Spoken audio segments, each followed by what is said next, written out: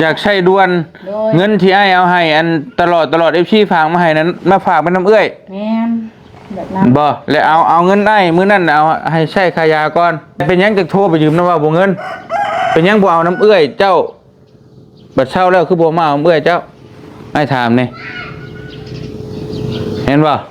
หรือไอ้เว้าผิดแน่โทรไปซั่นแหละมันไอ้เสียหายได้แต่คนอื่นสิคิดว่าไอ้นี่เงินสำนี้น่ะให้น้องบ่ได้ที่จริงไอ้จังให้ลายกว่าหันไอ้ก็ให้ได้แต่น้องบ่เอาเอง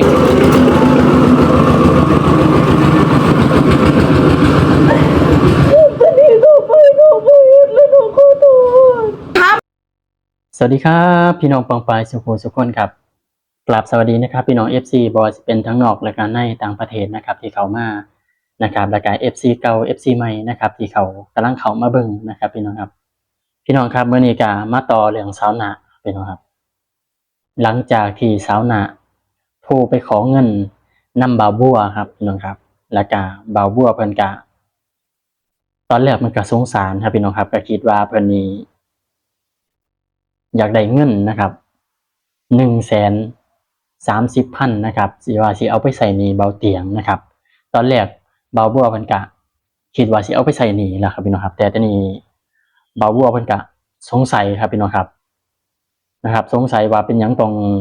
บ่ฮู้จักกันจังซี่นะครับเนาะบ่ฮู้จักกันแล้วเป็นหยังคือต้องมาขอเงินจังซี่นะครับพี่น้องครับแล้วทีนี้ขอเงินนำเบาบัวเพิ่นบ่ให้ครับพี่น้องครับนะครับเพราะว่าอีกอย่างเพิ่นก็บ่ฮู้จักกันจังซี่นะครับพี่น้องครับแถมมาว่าอยากกินยาตายอีสังนี่อยากกินยาตายนะครับบ่าวบัวบ่ให้เงินนะครับบ่าวบัวบ่ให้เงินก็เพิ่นก็ว่าบ่ให้ก็บ่ง้อดอกว่าซั่นนะครับพี่น้องครับแต่มื้อนี้ครับพี่น้องครับกระแสกระตี้กลับนะครับว่าบางคนก็อาจสิคิดว่าเป็นหยังเบาเตียงเพิ่นเอาเงินให้สาวหน้าแล้วเป็นหยังสาวหน้าจังสิคืนนะครับบางคนก็อาจจะคิดว่าเบาเตียงนี่ใจดำสันจะสีนะครับพี่น้องบางคนอาจจะคิดได้พี่น้องครับแต่ว่านะครับพี่น้องครับผมว่าเนี่ยเบาเตียงเพิ่นบ่ได้ใจดำหรอกพี่น้องครับบ่ได้เป็นคนแบบนั้นหรอกพี่น้องครับเบาเตียงนี่นะครับพี่น้องครับบอกได้เลยว่าสาวหน้าขอ10เพิ่นก็ให้10เลยพี่น้องครับขอ100เพิ่นก็ให้100ขอ1,000เพิ่นก็ให้1,000นะครับแต่ว่าพี่น้องครับแต่ว่าสาวหน้าเพิ่นอาจสิแบบว่าคือแบบว่าเขาให้แบบเขาอยากซอยเหลือแต่ว่าอวดแบบว่าอยากใส่หนี้จังซี่นะครับพี่น้องครับทั้งที่เจ้าของก็บ่มีจังซี่นะครับพี่น้องแต่ว่าทำเป็นแบบอยากใส่หนี้เขานะครับแต่ว่าเบาเตียงเพิ่นก็สิบ่เอาดอกพี่น้องครับบ่เอาดอกเบาเตียงเพิ่นก็บ่ได้เว้าดอกว่าสิเอาคืนหนี้ให้ใส่หนี้นะแต่ว่าสาวหน้าเพิ่นก็อยากคืนจังซี่นะครับพี่น้องครับนะครับก็เลยว่ามื้อนี้ครับพี่น้องครับมื้อนี้เบาเตียงเพิ่นได้เข้าไปหาสาวหน้านะครับสาวหน้าเนี่ยมาบ้านของอนงครับพี่น้องของเบานุ่งนะครับเพิ่นเอาของมาฝากมาหยังแล้วก็ได้โอกาสเบาเตียงเพิ่นได้มาเว้ามาคุยนะครับว่าเป็นหยังคือต้องเฮ็ดจังซี่เป็นหยังคือต้องมาเว้าจังซี่นะครับไปหายืมเงินคนไปทั่วไปหาขอเงินคนไปทั่วนะครับแล้วก็เบาเตียงก็สั่งสอนเพิ่นนะครับพี่น้องครับเพราะว่าเฮ็ดให้เบาเตียงเสียหายครับพี่น้องครับเฮ็ดให้เบาเตียงเสียหายว่าเบาเตียงทวงเงินอยากได้เงินคืนนะครับผมว่าเบาเตียงเพิ่นบ่ได้เป็นคนจังซั่นเพิ่นเป็นคนที่ใจดีใจบุญใจศรัทธาขอ10เพิ่นให้10ขอ100เพิ่นให้100ขอ1,000เพิ่นให้1,000นะครับเพิ่นบ่ได้เป็นคนที่แบบว่าทวงเพิ่นเป็นคนใจบุญที่ซอยเหลือคนนะพี่น้องครับนะครับเดี๋ยวเราไปเบิ่งคลิปนํกันครับพี่น้องครับผมมีคลิปมาให้พี่น้องเบิ่งนะครับคลิปนี้จบเลยนะครับเบาเตียงเพิ่นสั่งสอนเพิ่นบอกสาวหน้าครับพี่น้องครับว่าอย่าเป็นคนแบบนี้อีกนะครับก่อนพี่น้องสิไปเบิ่งนะครับก็ฝากพี่น้องนะครับกดไลค์กดแชร์กดติดตามให้กำลังใจผมนำนะครับเพื่อจะได้เฮ็ดคลิปต่อไปนะครับพี่น้องครับให้กำลังใจผมนะครับยูทูบเบอร์ใหม่เด้อครับผมนะครับพี่น้องครับเดี๋ยวเราไปเบิ่งคลิปนำกันนะครับพี่น้องครับโอ้ยช่างว่าแท้บาดนี่หน่อไม้น้องนะโอ้ยพี่น้องเอ้ยมาแป้งเอาฝากเลยโอ้ยผู้ นี่มันกระโดดให้น้องบิวดี โมจากขนมอยู่ดีตายกัก นี่มึงนัดปั้นกันเด้อกับมันนั้นบ่เมก ปันก็บ่มีพร้อม โดยบ่เมกมื้อนึง ไอ้กินผู้เดียวก็ได้บ่ คือแต่อาย สิได้อาจจะกินผู้เดียวนะบ่ให้ก็ยานน้องมิสบายดี สบายดีบ้างค่ะ FC นี่มาถ่ายแต่เช้าผู้ สบายดี FC อืม มาแต่เช้าเลยก็ซื้อมักอันนั้นมักเขือให้เบานุ่ม บ่ เลยพอดีมันแสนนึง บัดแสนหนึงเอาเงินไว้ใช้ชื่อนี่ว่าบ่มีเงินมีคำอยู่ยังชื่อให้อ้ายอยู่ เงินคายพลอย ปาตู้น้องนาพี่น้องเอ้ยซื้อนี่มาฝากโอ้ยสร้างว่าสร้างเป็นแท้อันนี้ก็ชื่อเอาบ่เอพี่น้องเอ้ยน้องไม่เลี้ยงน้องบ่นี่หรือน้องไม่จังไผคือฮู้ว่าไอ้สิเมื่อเบิ่งในคลิป อันนั้นมาพอดีทันอายซื้อให้อายแบ่งให้เบาอันนั้นเบาตู้นหันโลนึงเพราะว่าซื้อ3โลให้เบาเตียงโลนึงแล้วก็เบายาวโลนึงเลยปันกันคนละโล ว่าแต่มัน50มื้อนี้มันแสนนึงบ่ได้แสน50 โอ้สบายดีเด้อบ่น้องเด้อ สบายดี มาถ่ายแต่เช้าโห โดยมาหาแต่เช้าไปบ้านน้องสลีกับอายเรียกว่าอายสิกลับก็เลยอยากไปนำอายเลย ใช้ไอ้ท่านได้กลับได้ไผว่าไอ้สิกลับ เบิ่งในคลิป เหมยไอ้ท่านได้กลับไอ้ยังบ่ทันได้กลับได้นี่น่ะ รู้ว่าอายคิดตัว เอาบ่ได้ตัวเสร็จแล้วบาดนี่ แนวอายเว้าในคลิปว่าสิกลับแล้วได้คิดฮอดลูกเฮ็ดเลย สิกลับแต่ว่าบ่ได้กลับมื้อนี้ โอ้ย อีชงชมมือว่าสิกลับ น้องจะไปเฮือนชาลีกับอายได้บ่ไปเฮือนน้องชาลีเป็นคำสุดท้าย เป็นข้างชุดท้ายอ้าวสิไปใช้แล้วบาดนี่คือว่าเป็นข้างชุดท้าย น้องมาพบให้เข้าแล้วบ่ได้นอนเฮือนยาขึ้นนั้นมีคนที่คุมคืน คนที่ข่มขืน โดยคืนมื้อ ไผข่มขืน คนในบ้าน เขามาเฮ็ดบ่ได้ว่าจะข่มขืน แบบเข้ามากลางคืนเนาะแบบน้องก็นั่งเล่นโทรศัพท์อันนี้เพิ่นมาหาเขามาหาบ่ได้กังเว้นแล้วก็เลยว่า บ่ล็อกประตูบ่ซะ บ่มีหยังหรอก โอ้ยเว้าก็หาเอาไปตอกให้ตัวแนวล็อกก็คือ เฮ็ดบ่เป็น โอ้ยเนาะเอ้ยได้เอาผู้บ่าวนี่ไปเฮ็ดให้นะไอ้มาพี่ไอ้อ๋อต้องยิงเด้มือไปเฮ็ดล็อกประตูให้ผู้สาวแน่เราก็บ่ได้โชว์แล้วเราก็ยิงมาแล้วได้เราก็ ที่อย่างใส่น้ำบาว่าสิซื้อโทรศัพท์พี่น้อง ฮะ น้ำบาเปียว่าสิซื้อโทรศัพท์พี่น้องขึ้นน้ำบาบ่ซื้อ เอาไอ้เว้าตอนไหนบ่สิซื้อ มื้ออายเฮ็ดอะไรเลยอายว่าถาก่อนถาบ่ได้เลยนุ่น ก็ไอ้บัดไอ้ได้เงินก็ไอ้ท่านได้เงินไอ้ยังบ่มีเงินเนาะ น้องคันอายได้ก็บ่แม่นหยังเพราะว่าอยากเตอะนะถึงอายสิช่วยน้องได้น้องล้านนึงแล้วเงินน้อง ฮะ เงินน้องล้านนึงแล้ว เงินน้องละล้านหนึงแล้ว ล้านแสนปลายแต่ว่าซื้อนี่คันว่าซื้อนี่บ่กลัวก็ฮอดแล้ว2ล้านมันว่ากลัวแน่หมดเงินก็สิซื้อได้ก็ตัวกลัวนี่ มื้อนั้นคือเว้าน้ำอ้ายว่ายืมเงินเสียค่าหมอค่ายาว่าบ่มีเงินใช่บัดนี้มีเงินเท่าล้านหนึงแหละ ขายพลอยนี่ ขายพลอยยังเงินเท่าล้านหนึงนี่คือไว้แท้ เอาก็เงินเขาช่วยนี่เด้ช่วย ไผช่วย เงินตัวว่าเตียงช่วยก็เก็บเงินไว้แล้วก็ตัวค่านอนโฮมอนี่ เงินเว้าเตียงเอาให้เก็บเมียนไว้บัดไปมื้อนั้นเพิ่นบอกว่าบ่มีเงินจ่ายค่าหมอ เตียงพังนอกเบาเด้อสิจะเข้าใจ เอา เพราะว่าบางเตียงหันเพราะว่าเนาะยังเก็บเนาะแต่ว่าเงินนำเอื้อยนะหมายความว่าเงินยังนำเอื้อยแต่ว่าเฮามีบัตรเฮาบ่ใช้นะหมายความว่าแนวนั้นนะเพราะว่าทางแพทย์เขาอยากได้ด่วนบัดนี้เฮาบ่ทันดีเด้นะก็เลยว่ายืมเงินบ่เตียงก็แต่ว่าเฮามีแล้วเฮาสิมาใส่บ่เตียงนำหลังนะเพราะว่าทางแพทย์เขายังใส่ด่วนเฮายังบ่ทันดีนะอ้ายแบบนั้น อยากใช้ด่วน โดย เงินที่อ้ายเอาให้อันตลอด FC ฝากมาให้นั้นมาฝากเป็นน้ำเอื้อย แม่นแบบนั้น บ่แล้วเอาเงินได้มื้อนั้นเอาให้ใช้ค่ายาก่อน แม่นเพราะว่าด่วนเพราะว่าน้องยังเจ็บเด้ยัง อ่า เอื้อยบ่ทันได้ให้ FC เข้าใจในนั้น แล้วเป็นหยังจะโทรไปยืมน้ำว่าบ่เงิน เป็นหยังบ่เอาน้ำเอื้อยเจ้าบัดเช้าแล้วคือบ่มาเอาน้ำเอื้อยเจ้าให้ถามนี่เห็นบ่หรือให้เว้าผิด คือคนอายุก็ขอ แน่โทรไปซั่นแหละมันอ้ายเสียหายได้แต่คนอื่นสิคิดว่าอ้ายนี่เงินซำนี้น่ะให้น้องบ่ได้ที่จริงอ้ายจังให้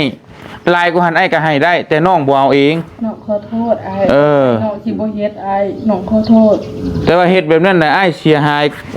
ผู้แม่พิมพ์ผู้ที่ฝากเงินซื้อเครื่องไปให้น้องอะซื้อข้าวของไปให้น้องแล้วก็โทรมาหาอ้ายแล้วจนให้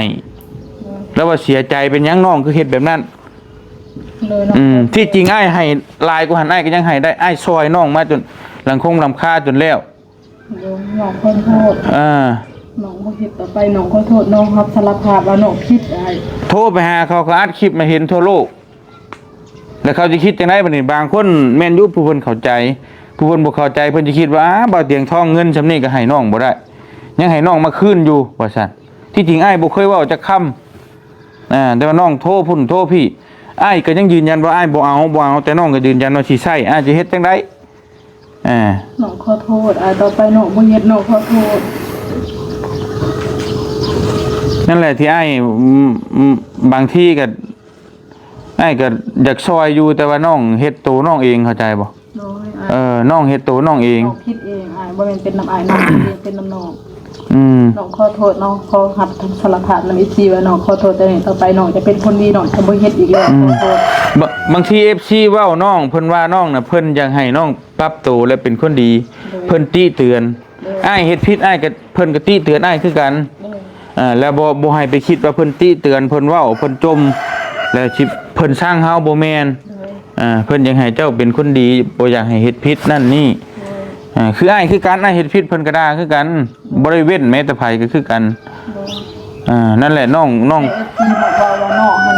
เห็นแก่โตเห็นอยากได้มันบ่แม่นแบบนั้นสิ่งที่น้องอยากได้เห็นว่าน้องจำเป็นน้องบ่มีแต่ FC มาว่าน้องนี่เห็นแก่โตเห็นอยากได้แต่บ่พอบ่เห็นแก่อยากได้เห็นแก่พอที่ว่า FC ว่านี่ FC บ่เข้าใจความรู้สึกของน้องที่น้องอยากได้ก็ย้อนน้องต้องการจำเป็นแบบนั้นแต่ FC ไปอธิบายแบบ FC ว่า FC ด่าน้องแต่ว่า FC บ่เข้าใจความรู้สึกของน้องนะมีแต่ FC อยากหาบอกซะน้องนะ มันบ่แม่นว่าเพิ่นอยากหาเว้าแต่คือน้องมาเว้าแบบซี่นี่คือน้องมาเว้านำอ้ายนี่ครั้งแรกบอกว่าบ่มีเงินบ่มีจักกีบจักบาทยืมเงินอ้ายแล้วไปที่จริงอ้ายที่ซอยน้องแต่ว่าน้องว่าบ่เอาถ้าให้ยืมแล้วเอาถ้าให้ยืมแล้วเอาอ้ายว่าเอาก็แล้วแต่น้องน้องสิเฮ็ดแบบใดก็แล้วแต่ว่าอ้ายน่ะบ่ได้อยากได้น้องก็ยืนยันว่าสิคืนยืมเงิน 130,000 กีบไปจ่ายค่ายาแต่น้องก็ว่าบ่มีแล้วไปยืมน้ำโทรยืมน้ำบ่เงินก็ถึกดึงน้องแล้วบัดนี้มาว่ามีเงินเป็นล้านฝากไว้น้ำเอื้อยเป็นหยังบ่มาเอาน้ำเอื้อยนี่ใกล้ๆนี่โทรไปยืมมันคนบ่ฮู้จักกันแต่ฮู้จักบอกก็ว่าบ่เงิน น้องขอโทษ แน่แล้วสมควรบ่ล่ะ FC เพิ่นว่าสมควรบ่ แม่น้องขอโทษ แน่เราจะไปโทษเพิ่นบ่ได้จะไปโทษเพิ่นได้คือ ไปน้องบ่เฮ็ดเลย คือเพิ่นติเตือน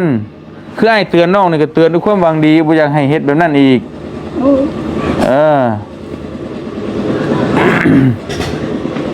แล้วโทรไปหาผู้นั้นผู้นี้น่ะมันเขาสิคิดจังไดบัดนี้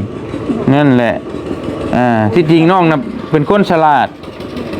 บ่ให้เฮ็ดแบบนั้นอีก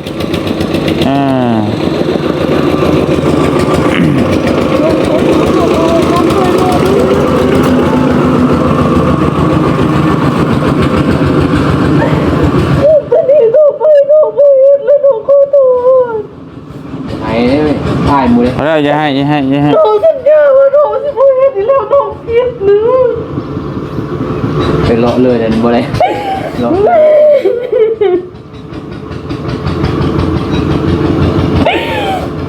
้องมันจะตีน้องคุมอารมณ์บ่ได้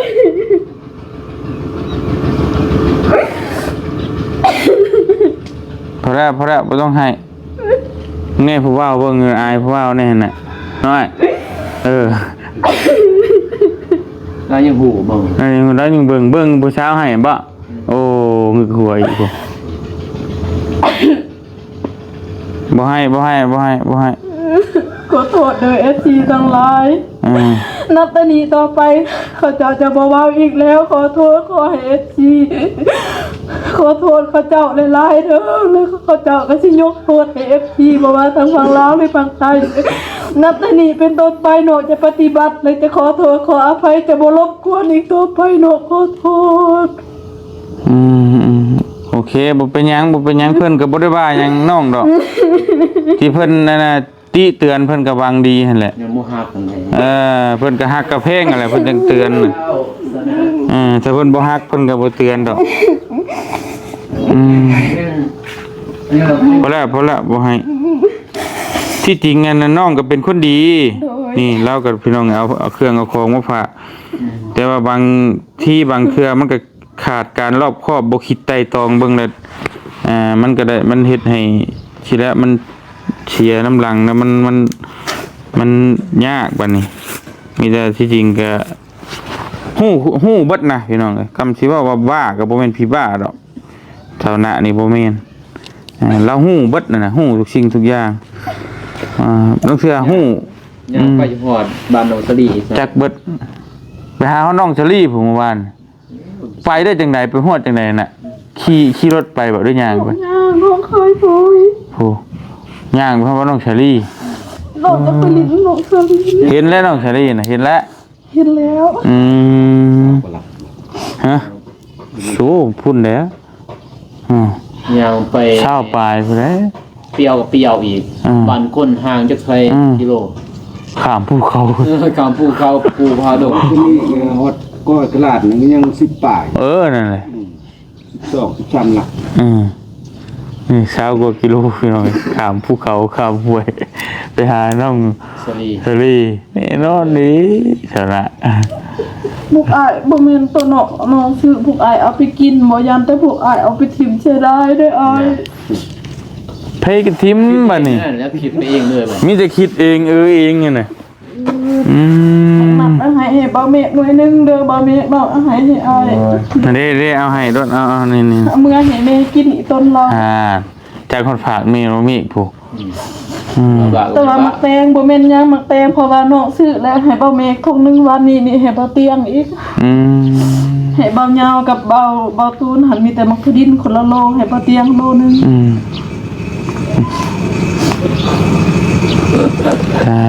พี่น้องนี่เนาะหน่อไม้นี่ได้ให้ไผหน่อไม้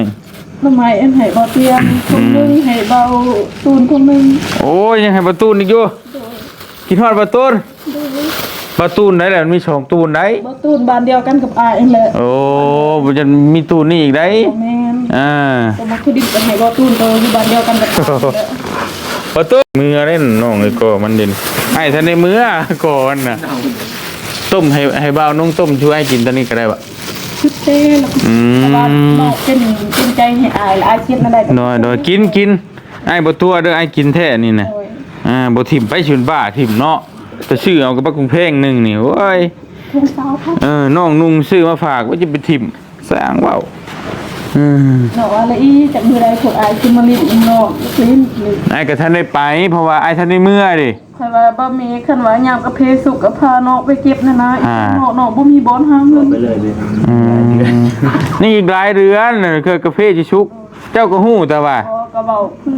อ ถ้าไอ้บ่ตัวดอก ตัวน้องบ่ได้ดอกยามกาแฟชุกเจ้าก็ฮู้ตอนนี้มันทันได้ชุกมันน่าจะชำนี่ คัน บ่ย่านทากบ่ทากมีทากได้บ้านน้องเมฆหั่นแม่นบ่ ยิ่งท่า โอ้ยปียิงใด อยู่บ้านน้องยังบ่ขาดถากอีก แม่นบ่ แม่นอายยังบ่อีก บ่บ่ บ่เคยเห็นเคยเห็นบ่ตูนมื้อนั้นเคยเห็นมื้อน้องมาแล้วคงไว้ให้เราขับรถเราใส่หมวกกันน็อกแบบเราเห็นเนาะเลยเราเล่งบ่เคยไว้น้องเห็นเราสีดำ โอ้บ่ นกชื่อนกให้เลยอีบ่ตูนบ่ทักเสีย เนาะเสียใจเด้อเนาะ โดยเราน้องเห็นเราใส่หมวกกันน็อกเราเจอ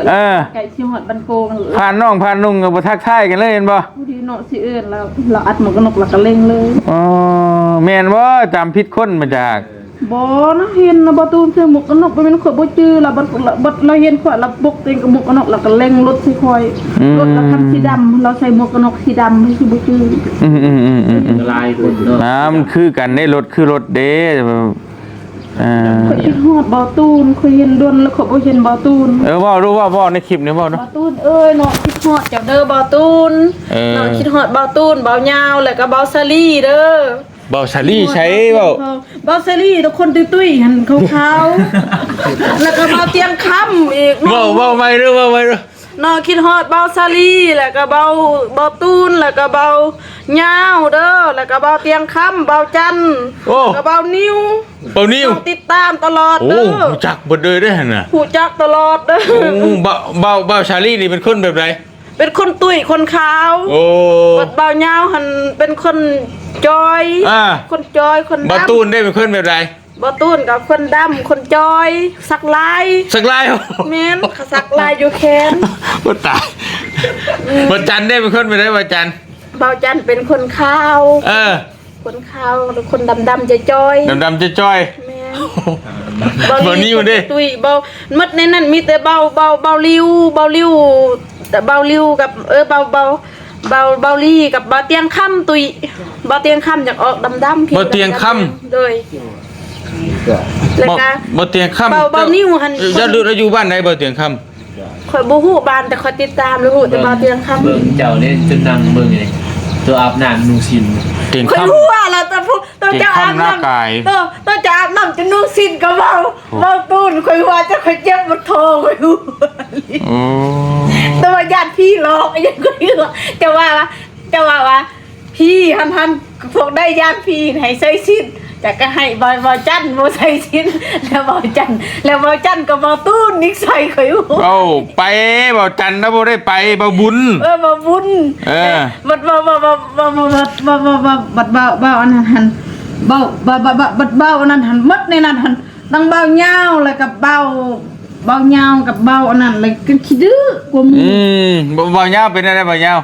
บ่ยาวคนก็ล็อกก็ล่นกับเบาตูนอันนี้เห็นเข้าเลยจะจับห้ำเขา เอาจะจำหำบ่ยาว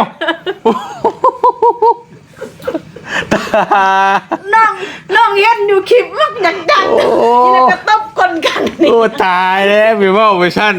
ขอโทษแม่ ขอโทษเด้อขอโทษเด้อยอกเด้อจะซาเด้อ ไปว่าไปนั่นไปจับหำผู้หญิงผู้ใหญ่ไปเทียนว่า อ้าวน้องเห็นในลี่ได้อ้ายเขาโยกกันน้องเห็นในคลิปได้อ้ายเขาโยกกันในลี่เด้ โอ้ยเมื่อยเลยจังเลยในทีมงานฮู้จักไผแน่ชื่อหยังแน่ หูจักบอลี่บอเตียงคำบอเงาบอตูนบอจันแล้วก็บอนิ้ว เบานิ้ว โดยบอเตียง โอ้ บอเมก บอบุญ ฮู้จักคำว่าบุญอีก จัก โอ้บุญนี่มีจักบุญอ่ะ มีบุญนึง มีบุญหนึงโอ้บุญหยังบุญหยัง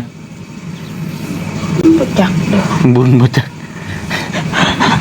โอ้เนาะหากระเบิ่งตอนใดนี่เบิ่งทีมงานน่ะตอนใด เบิ่งมึงยานี่คืนนี่ก็เบิ่งค่อยเซตอยู่หาเบาอันนั้นเบาเหงาเบาเหงา ไปแชทไปดูซีบได้บ่รบกวนเพิ่นเด้อเพิ่นให้ได้ ค่อยเซตหาเบาเหงา โทรศัพท์ก็มีอยู่ยังอยากได้โทรศัพท์ใหม่ อยากได้แล้วมันเป็นมัวๆมันดัก โอ้มันบ่ตายเปลี่ยนพิมพ์มันใหม่ก็ได้เดี๋ยวพิมพ์มันเฉาซื่อ ซื้อที่ไม่ไปใส่ก็ได้ พิมพ์ใหม่ใช้เคสใหม่ก็ได้แล้ว เม็ดมันก็เสื่อมแหละ โอ้ยเชื่อมก็เสียบ แต่ คา เช้าจะเบิ่งแต่7แต่6โมงถึงฮอด11โมงนี่ มาถ่าจังมุง ไม่เห็นแบบมันดับเองแบบมันดับนะคะเปิดเครื่อง แต่6โมงเช้าพูเอ้า ลึกไปหาหมู่ซื้อนี่ให้ พี่น้องเอ้ยแต่6โมง ย่างมาจากบ้านผู้บ่ เคยมานอนเฮือนป่านี่พี่น้องประเด็นมา โอ้มานอนอยู่พี่เลย บ่ได้นอนอยู่บ้านญาติพบเมื่อแต่วันนี้ อืม พี่น้องเราเลยบ่อยากเล่าลายญาติว่ากันเล่าลายบ่เบิ่ง มา ลาย แต่ แล้ว แท บ่ น คิด 5โมงยังทันตื่น อืม 5โมง เจ้าคือจ้าเคลื่อนเบานุ่ง จักเจ้าบอกดิ เฮ้ยไอ้บอกไอ้ เจ้าบอกว่าได้มีห่านนี่เป็นบ่นักแล้วจ้ะ เอ้าห่านทุงหน้าพวกก็ห่านเนาะทุกพุ่นก็ห่านบักได้หลายหนึง ชื่อได้มัน มีแพรตัวนี้ ตายบ่น้อง เดี๋ยวมันลอยมากขึ้นเลย ไปลอยมากกลางคืนใน บ่มาดอกไผสิมาไผสิเป็นคนแนวนั้นน้องข่อยย้อนข่อยอยู่เฮือนปลาข่อยบัดมื้อพวกน้าบ่าวมาบอกเด้อสิเบียร์จัดส่งพวกอาย ชื่อเบียร์ เด้อสิจัดส่งพวกอาย จัดชง โดยหลากนึง เลี้ยงชงล่างหนึงโอ้โห หลากนึง ไอ้บ่กินเบียร์ อายกินหยัง กินข้าวกินน้ำธรรมดานี่แหล้ว สิซื้อไก่ตัวหนึง สิไก่ โดยอายโดย โมเป็นอะ เอาเป็นว่ามื้ออ้ายสิกลับเด้อเดี๋ยวสิบอกเด้อ โดย เดี๋ยวอ้ายสิบอก สิเล่นคายพลอยหาเงิน บ่จะไปเว้าไปเล่งซั่นบ่ฉะนั้นเป็นไปตากแดดตากฝนเป็นไข้เว้นดีกันนั่นน่ะ เด้อเป็นหยัง โอ้ยบ่ต้องนั่นดอก ค่อยสูบยาได้บ่เบา บ่ได้ คันเบาเห็นเขาสูบยาแล้วเบาให้บ่ ให้ บ่มี บ่เว้านํอีก บ่เบามีให้คือกันบ่ อื เบาม หายแบบ ให้ กินเรากินเบียร์ไม่ได้ กินเหล้ากินเบียร์ก็บ่ได้ให้อีก กินแต่ข้าวพอกับน้ำ ซื้อกินยา ไอ้มักคนดีเข้าใจบ่ โดย อ่า ข่อยอยากสูบยาข่อยอดเอาข่อยบ่สูบ อดเอา ข่อยยันบ่มีก็บ่เตียงให้ข่อยสูบข่อยย่าน บ่ให้เลย เพื่อนน้องสูบเยอะ บ่ให้อย่างเดียวแล้วค่อยบ่เว้านํพร้อมแล้วหั่นบอกกูฟังความน่ะอย่า หายแล้วก็ไปเห็นอื่นนั่นยังบ่ได้เห็นได้เลย เพราะว่ามันบ่ดีที่อ้ายบอกนะแนวมันบ่ดี คันบ่ตูนก็ให้บ่ยาวก็ให้บ่ ให้เบิดนั่นเลยบ่มีไผ บ่ยาวว่าคันผู้ใดสูบยาบ่ยาวตีเลยบ่ บ่ยาวเอาไม้ยาวตี แล้วฟาดด้วยแหละบ่ยาวหั่น โดย แล้วโหดคือหยังเขียนยาวๆแล้วหั่นแล้วฟาดมาแต่สวรรค์เขตเป็นฮอดพี่เลย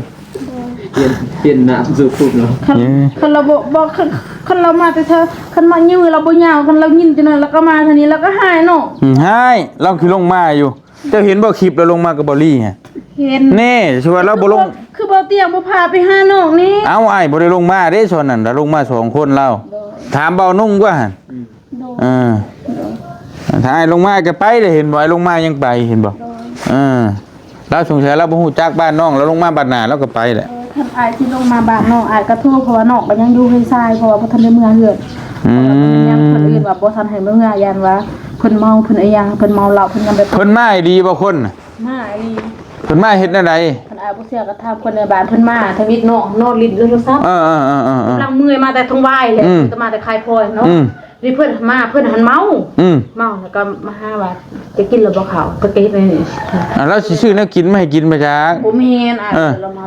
แบบว่าเราอยากทำอย่างนะ ทำอีหยังเจ้าของคิดไปเองไปจัก เห็นอายบ่ได้ขอกระตุ้นนี่เลยคือนะ ตัวนี้หันแหล้วเพิ่นถามมาถามกินบ่ดินแล้วบ่เข้า บ่ปกติ แต่ว่าเราเอาเนี่ยกินมาให้กินมาจาก ปกติบ่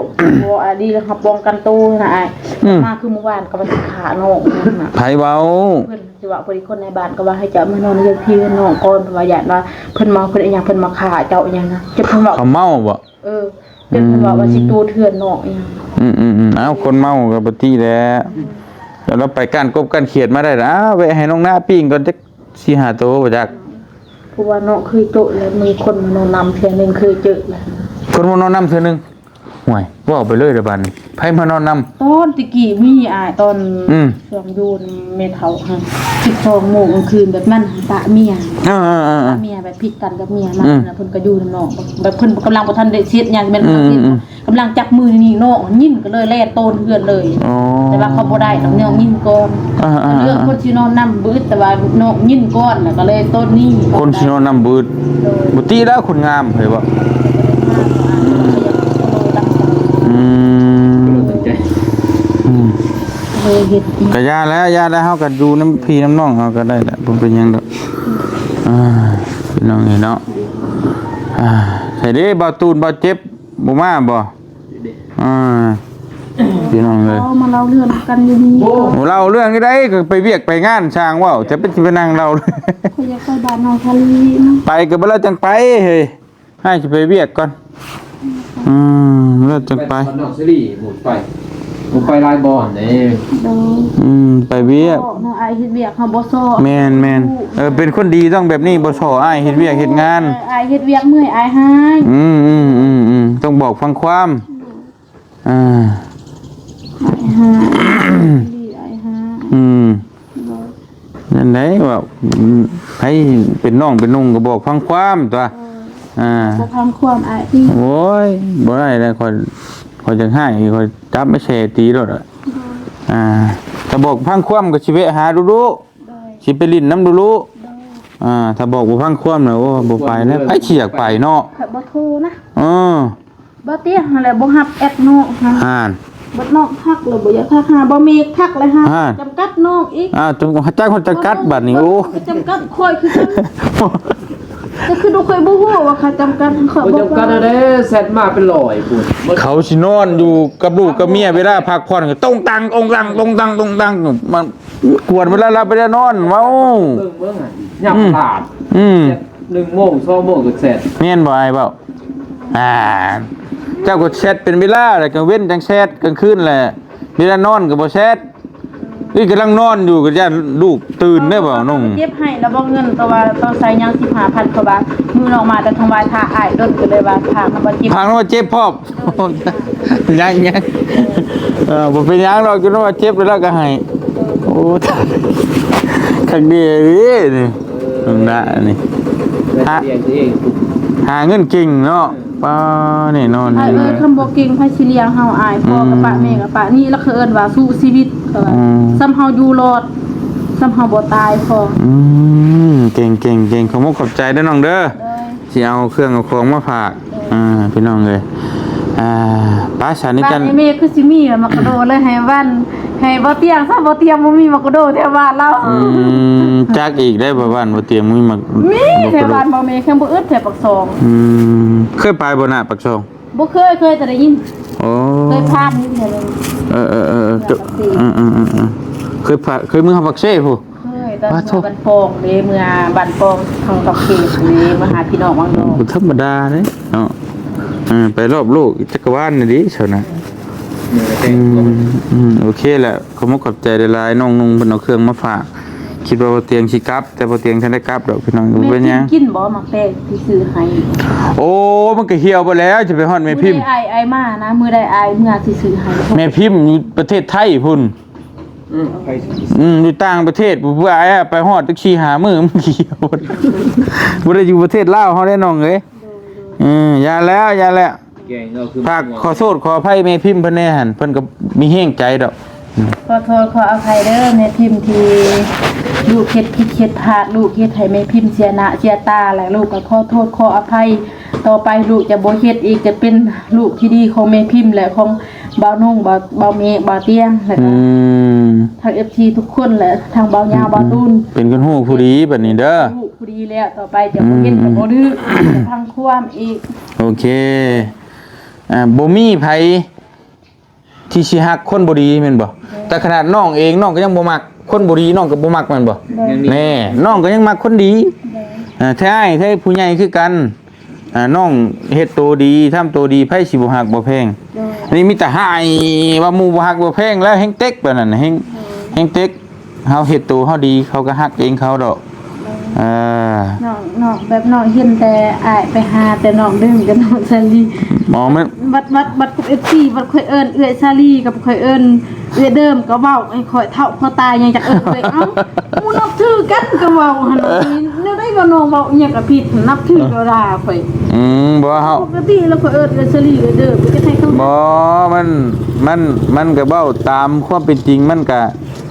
เฮาอายุใหญ่กว่าเฮาก็ต้องเว้าน้องไปสิเว้า33ปีเจ้า31บ่บาด แม่นนั่นมาให้เอิ้น33แล้วบัดนี้ เดือน28 มื้อนั้นคือว่า27นึงนั่นน่ะชมมันเอิ้นอ้ายพี่น้องได้ซั่นน่ะบัดนี้ โดย เชิญเอ้ยนะแล้วบัดนี้ ได้ฟิตเบายาวนี่เด้นี่เบายาว Channel น้องชาลี10ปลายปีใหญ่สุดมันก็บ่คือแต่ว่าก็ต้องน้องชาลี น้องเฮ็ดมื้อนี้เบาเมฆอารมณ์ดีมื้อนี้แต่ละเทื่อเบาเมฆบ่อยากปากกับน้อง กัดอารมณ์ดีเลยเนาะน้องบอกพังความดิ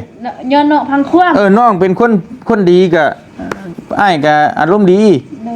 ถ้าน้องบอกยากมีแต่คนดักยางหนี้แล้วบ่สิอยากเว้านำเห็นบ่เป็นคนหีบอกพังความ อันดับ1ข่อยคิดฮอดแต่เบาลีกับเบาตูนกับเบายาวคิดฮอดเบาเตียงเอาคิดฮอดได้หนังขมุกพุ่นคิดฮอดอยู่ไป ไปเลยซันเดอร์ล่า FC แล้วบัดนี้ไปเบียกไปงานได้ FC ด้วยสบายดี FC ดู สบายดี FC ทุกคน ขอโทษขออภัยนำเด้อ ขออภัยนำเด้อ ถ้าว่าบ่ดีบ่ ถ้าว่า นั่น บ่ ก็ ดีก็ขอโทษขออภัยขอให้ FC ยกโทษให้แต่นี่ต่อไปจะเป็นคนดีทางสังคมและประเทศชาติหรือทางลูกทางร้านให้ดีขึ้นกว่าเก่าจะบ่สมกับว่าที่เป็นเด็กกำพร้าหน้ากำพร้อยแต่ว่าเว้าผิดพลาดเว้ามากก็ขอโทษแล้วแน่บ่มีไผบอกไปสอนก็บ่ฮู้และนี่บ่เตียงเราบอกเราสอนก็สิจื้อคำสอนของเราและแต่นี่ต่อไปจะบ่เฮ็ดแต่เป็นคนดีของเรา โดย ก็บ่พามาทางบ่มีบ่เตียงที่เราบอกสอนความดีค่ะบ่แม่นเราเนาะก็จะบ่ดีปานนี้ดอกยอมพวกเขาแล้วเนาะเป็นคนดีขอขอบใจ โดยเอาดีแล้วเด้อบัดนี้ไปพี่น้องบ่เตียงขอตัวจบคลิปก่อนเนาะขอบคุณขอบใจเด้อน้องเด้อที่เอาเครื่องของมาฝากบ่เตียงไปเวียกไปงานก่อนเดี๋ยวจังว่ากันอีกต่อไปเนาะพี่น้องเนาะเพิ่นก็มานั่งท่ากันแต่เช้าคิดว่าบ่เตียงสิกลับแต่ว่าก็ทันได้กลับดอกพี่น้องเอ้ยเนาะยังไปเวียกไปงานอยู่แถวนี้อยู่ก็สิพุ่นแหละเดี๋ยวมื้อใดสิกลับสิส่งบอก